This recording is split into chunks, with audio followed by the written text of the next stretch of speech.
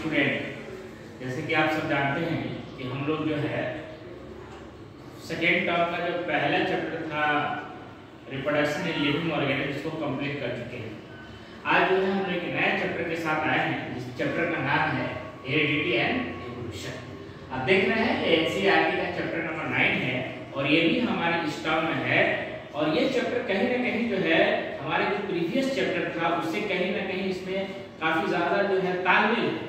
तो इससे जो है हमारे जो प्रीवियस चैप्टर जो अभी पढ़े हैं उसका कुछ नॉलेज को अप्लाई करते हुए इस चैप्टर को समझने में काफी होगी सहूलियत होगी। तो आइए आज हम अपना ये चैप्टर स्टार्ट करने वाले हैं हेरिडिटी एंड इवोल्यूशन।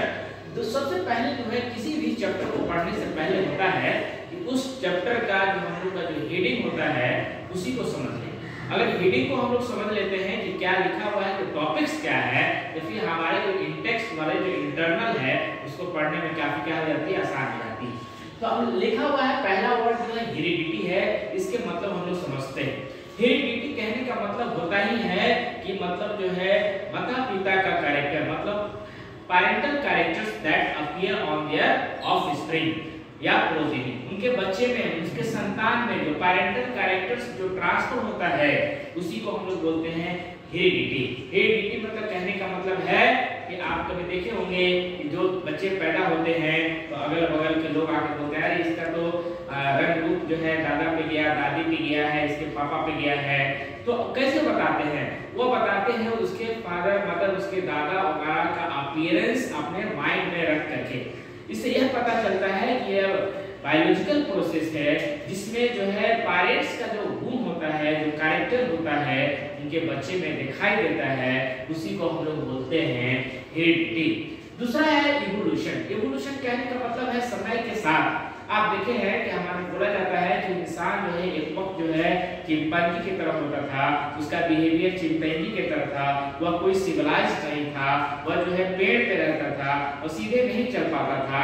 तो आप देखते हैं समय के साथ कई जनरेशन के बाद आज हम लोग जो है एक क्या है, सिविलाइज्ड इंसान बन चुके हैं, एक वेल मैनर्ड इंसान बन चुके हैं। तो हम लोग में कितना जो है इवोल्यूशन आया है, मतलब कितने बदलाव आया है। समय के साथ जो बदलाव आता है उसी को हम लोग बोलते हैं इवोल्यूशन। अब देखिएगा किसी में जो है suppose that just for example अगर हम लोग लेते हैं मोबाइल के तौर पे देखिए, तो पहले जो मोबाइल था वो कीपैड मोबाइल था, उसमें जो है आपको एंटीना ही लगा रहता था। आज का जो मोबाइल है उसमें कितना ज्यादा समय के साथ बदलाव आया है, नए नए फीचर्स जुड़े हुए हैं। आज स्मार्टफोन है, आज स्मार्टफोन जो है पुराने स्मार्टफोन से कई बेहतर है। उसी तरह समय के साथ जो है लिविंग ऑर्गेनिज्म में भी बदलाव आते हैं, उन्हीं को हम लोग बोलते हैं इवोल्यूशन। इवोल्यूशन ऐसा नहीं है कि लिविंग ऑर्गेनिज्म में बदलाव आते हैं, इवोल्यूशन का मतलब ही होता है समय के साथ अपने आप में चेंजेस। आप देख रहे हैं कि जो है हर एक जो इंडिविजुअल होता है, जो लिविंग ऑर्गेनिज्म जो होता है, एक नया लिविंग ऑर्गेनिज्म जो होता है अपने पुराने वाले लिविंग ऑर्गेनिज्म से बेहतर होता है। आइए देखते हैं, हम लोग देखते हैं हेरिडिटी का अगर डेफिनेशन देखते हैं तो एकदम लिखा हुआ है, आसान भाषा में लिखा हुआ है कि heredity is the phenomena, heredity वह फेनोमेना है ऑफ इनहेरिटेंस, वह कैरेक्टर जो उसके माता पिता के आता है, from where from parents to the offspring or progeny. Offspring or progeny both are the same word. They are used to donate the child of their parents. तो हेरिडिटी एकदम आसान भाषा है, ये बायोलॉजिकल प्रोसेस है, इट्स नॉट अ केमिकल और physical process, it's a biological process in which the transfer of parental character to the offspring. आइए अब हम लोग सेकंड जो है ये इवोल्यूशन का डेफिनेशन देखते हैं। लिखा हुआ है कि इवोल्यूशन इज द प्रोसेस, वह प्रोसेस है in which new living organism is develop, एक नया लिविंग ऑर्गेनिज्म डेवलप होता है फ्रॉम ओल्डर लिविंग ऑर्गेनिज्म, मतलब पुराने लिविंग ऑर्गेनिज्म से gradually. It's not a very fast process, it's a very slow process. It takes millions of years, it takes thousands of generations to become a new living organism from a older one over a long period of time. कहने का मतलब है जो evolution है वह एक दो generation का प्रक्रिया नहीं है, एक दो जनरेशन में बदलाव होने वाला नहीं है, ये हजारों साल लगते हैं एक पुराने लिविंग ऑर्गेनिज्म से एक नए लिविंग ऑर्गेनिज्म बनने में। आज हम लोग जो इंसान है, जो सिविलाइज्ड है, वो हमारे इसके बीच में कई जनरेशन लगे हैं, तो आज हम लोग जो है मॉडर्न मैन कहते हैं और प्रिमिटिव ऑर्गेनिज्म हम लोग क्या है, डिफरेंट है। थिंकिंग पावर अलग है, चलने के स्टाइल अलग है, बिहेवियर अलग है। ये सब चेंजेस जो है एक दिन में नहीं होते हैं, ये चेंजेस में वक्त लगते हैं। इसीलिए हम लोग ग्रेजुअली वर्ड का इस्तेमाल किए हैं, ये धीरे धीरे होता है और ये लंबे पीरियड करता है, लॉन्ग पीरियड ऑफ टाइम है, ये काफी लॉन्ग प्रोसेस है। अब बोलते हैं कि एक्युमुलेशन ऑफ जो तुम्हारा सेकंड जो टॉपिक है वो है accumulation of variation during reproduction. आप जानते हैं जब रिप्रोडक्शन होता है तो आप जानते हैं कि मान लीजिए आधा हमारा जो डीएनए होता है वो मदर साइड से आता है और आधा डीएनए जो है वो फादर साइड से आता है। जब दो अलग-अलग डीएनए आते हैं तो दो अलग-अलग डीएनए आने से जो है एक नया डीएनए का फॉर्मेशन होता है, जो आप देखिएगा कि अब जो नया डीएनए है तो प्रोटीन भी क्या बनाएगा, नया बनाएगा। नया प्रोटीन बनाने से चलते क्या होगा कि जो लिविंग ऑर्गेनिज्म है उसमें बदलाव आ जाएगा, इवोल्यूशन आ जाएगा, वेरिएशन आ जाएगा। इसके मतलब जो है वेरिएशन जो है होता है कि मतलब समय के साथ उसमें जो है समय के साथ चलिए स्टार्ट। तो accumulation of variation during reproduction कहने का मतलब है जैसे जैसे रिप्रोडक्शन होता है धीरे धीरे जो वेरिएशन होता है, मतलब जो डीएनए अलग-अलग पेरेंट से आता है, एक बार देखिएगा कई जनरेशन के बाद वो इतना कैपेबल हो जाता है जो अपना फीचर शो करता है। तो बोलता है कि एक्युमुलेशन मतलब पहले जो चेंजेस होता है पहले एक्युमुलेट होता है, मतलब जो है उसको इतना ज्यादा हो जाता है कि अब वो कैपेबल है अपना फीचर शो करने के लिए। उसके बाद वेरिएशन देखने को मिलता है, मतलब वेरिएशन एक जनरेशन की बात नहीं कह रहा है, वेरिएशन कह रहा है कि कई जनरेशन के बाद देखिए दो अलग-अलग डीएनए आएगा। जब डीएनए कॉपिंग होगा, जब डीएनए कॉपिंग होगा एक नया डीएनए बनेगा, उस डीएनए में चेंजेस, फिर दो अलग पेरेंट से फिर एक नया डीएनए आएगा, फिर उसमें चेंजेस। यह चेंजेस जो है जो एरर है जो मिस्टेक है आगे कई जनरेशन के बाद इतना ज्यादा हो जाएगा कि जो अब नया इंडिविजुअल आएगा उसमें एक नया फीचर्स जुड़ जाएगा, मतलब उसमें बदलाव आ जाएगा।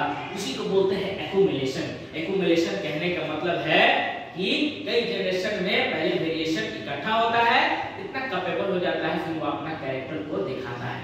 आप देखते हैं कि यहाँ पे जैसे हम लोग गौर करें कि आधा डीएनए जो है मां से आता है, आधा फादर से। एक न्यू जो डीएनए बनता है, आप जानते हैं डीएनए जो है हमारे शरीर का प्रोटीन निर्माण के लिए रिस्पांसिबल है। तो जाहिर सी बात है जब नया प्रोटीन बना तो एक नया इंडिविजुअल का बॉडी डिजाइन जो नया बना, इसीलिए अपने वो पेरेंट से क्या है कुछ अलग हो जाता है, क्योंकि उसका डीएनए जो है नया प्रोटीन बनाया और वह प्रोटीन डिसाइड करता है उस इंडिविजुअल का बॉडी स्ट्रक्चर। इससे जो है वो नया इंडिविजुअल का उसमें कुछ बदलाव आ जाते हैं। उसी को तो हम लोग बोलते हैं, उसी को बोलते हैं हम लोग क्या, वेरिएशन। क्या बोलते हैं, वेरिएशन। वैसी कैरेक्टर वैसी फीचर जो उसके पेरेंट्स में नहीं पाया जाए लेकिन वो ऑफस्प्रिंग में पाया जाए, उसी को हम लोग बोलते हैं वेरिएशन। अब जो वेरिएशन है हमने पिछले चैप्टर में पढ़ा था, सेक्सुअल रिप्रोडक्शन में पढ़ा था, जो वेरिएशन है वह यूजफुल है किसी भी ऑर्गेनिज्म को इस चेंजिंग एनवायरनमेंट में सरवाइव करने का टेंडेंसी को बढ़ा देता है। आइए सपोज दैट एक एग्जांपल लेते हैं कि कैसे जो है किसी लिविंग ऑर्गेनिज्म को टेंडेंसी को बढ़ा देता है। जस्ट फॉर एग्जांपल देखिए, मान लीजिए यहाँ पे एक तालाब हम लिए हैं, एक पोंड है, उस पोंड में बहुत सारे क्या है, बैक्टीरिया है। मान लीजिए बहुत सारे बैक्टीरिया है, उस बैक्टीरिया का बोला गया है कि ये बैक्टीरिया जो है इनकी मैक्सिमम जो टॉलरेंस कैपेसिटी है, मतलब जो हीट से ये टॉलरेट कर सकते हैं वह 30 डिग्री सेल्सियस है। अब बताइए मान लीजिए इस पोंड का अगर 30 डिग्री सेल्सियस हो गया तो इसके मतलब इस तालाब में जितने भी बैक्टीरिया है वह सब डाई कर जाएंगे। लेकिन देखिए अगर इसी तालाब में कुछ ऐसे बैक्टीरिया हैं जिनमें रिप्रोडक्शन के दौरान क्या हो गया है, वेरिएशन आ गया है, अब उनकी टॉलरेंस कैपेसिटी मान लीजिए 40 डिग्री सेल्सियस हो गया है कुछ बैक्टीरिया में, तो जैसे 30 डिग्री सेल्सियस होगा तो जिस बैक्टीरिया में वेरिएशन नहीं आया है वह तो मर जाएंगे, लेकिन जिसमें वेरिएशन आ गया है अब उनकी टॉलरेंस कैपेसिटी बढ़ गई है, तब वह जो है बैक्टीरिया क्या हो जाएगा, सरवाइव कर पाएगा। इसके मतलब ये वेरिएशन जो है इस बैक्टीरिया को इस चेंजिंग एनवायरनमेंट में सरवाइव करने में क्या कर दिया, मदद कर दिया। इसलिए जो है वेरिएशन यूजफुल भी है, कभी कभी वेरिएशन हार्मफुल भी है, लेकिन हमेशा जो वेरिएशन होता है वह जो है किसी भी लिविंग ऑर्गेनिज्म को इस चेंजिंग इन्वायरमेंट में सरवाइव करने की टेंडेंसी को बढ़ा देता है। इस चैप्टर में हम आपको ये तो हमारा चैप्टर इंट्रोडक्शन क्लास चला है, बाकी इस चैप्टर में कई डिटेल है, कई जो है लॉज है वो हम लोग पढ़ेंगे, लेकिन इस चैप्टर का जिसको जनक बोलते हैं, जिसको फादर ऑफ जेनेटिक्स बोलते हैं, उनके बारे में थोड़ा बहुत हम लोग चर्चा कर लेते हैं। उनका नाम है ग्रेगर जॉन मेंडल और इनकी पैदाइश हुई थी 1822 और इनकी जो है डाइट मतलब इनकी जो है मृत्यु जो हुई थी वह 1884 में हुई थी। ये एक ऑस्ट्रेलियन मॉन्क थे। मॉन्क मतलब होता है किसी भी चर्च में पादरी, जिसको हम लोग बोलते हैं, जिसको फादर बोलते हैं, और वहां पे ये जो है मैथमेटिक्स के टीचर भी थे, लेकिन बायोलॉजी से इनका कोई रिश्ता नहीं था। फिर भी ये अपने जो गार्डन है वहां का जो चर्च का जो गार्डन है उनमें जो है ये जेनेटिक्स के बारे में स्टडी किए और ये स्टडी हेरिडिटी के बारे में पढ़े और प्लांट स्पेशली प्लांट के बारे में पढ़े, क्योंकि एनिमल्स की हेरिडिटी पढ़ना काफी मुश्किल है, क्योंकि जो एनिमल का जो जनरेशन होता है वो कई सालों पे आते हैं, एक न्यू जनरेशन का जो फॉर्मेशन होता है। अब बताइए अगर किसी इंसान के जेनेटिक्स के बारे में अगर पढ़ते तो इनको पढ़ने को काफी वक्त लगता, हो सकता उसी बीच में इनकी मृत्यु हो जाती। तो इन्होंने एक शॉर्ट जनरेशन प्लांट को लिया जो उनकी जनरेशन क्विक जनरेशन है, जिस प्लांट का आपको नाम याद रखना है पीसम सटाइवम, इसकी साइंटिफिक नेम है, और इस प्लांट का नाम है जो हम लोग बोलते हैं पी प्लांट है, जिसकी साइंटिफिक नेम है पीसम सटाइवम। इस प्लांट को उन्होंने अपने गार्डन में ग्रो कराया और इसी की कैरेक्टरिस्टिक्स के बारे में पढ़ा, देखा कि इसमें 7 कंट्रास्टिंग कैरेक्टर्स नजर आ रहे हैं। तो नेक्स्ट क्लास में हम लोग जो है 7 कंट्रास्टिंग कैरेक्टर पढ़ेंगे, जेनेटिक्स के बारे में पढ़ेंगे और इसके की पॉइंट जो है रिलेटेड हम लोग पढ़ेंगे। वीडियो को आप बार-बार देखें, वीडियो अगर समझ में आया तो शेयर करें, सब्सक्राइब करें और इसी तरह अली सर का आप लोग प्यार देते रहें। बहुत बहुत